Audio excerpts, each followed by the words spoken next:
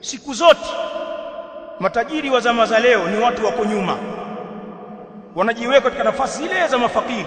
Maajabu ya zama hizi, mtu mwenye uwezo anajiweka eneo la maskini.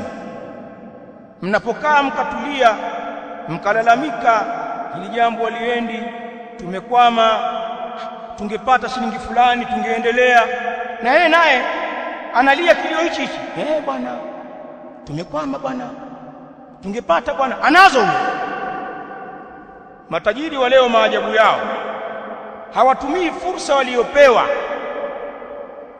kwenye kupata janna na kuzizoa kheri, bali wao wako nyuma, na imekuwa sasa wanalalamikiwa katika hizi harakati zetu, kwenye misikiti yetu, kwenye marakizi zetu, katika jamii zetu.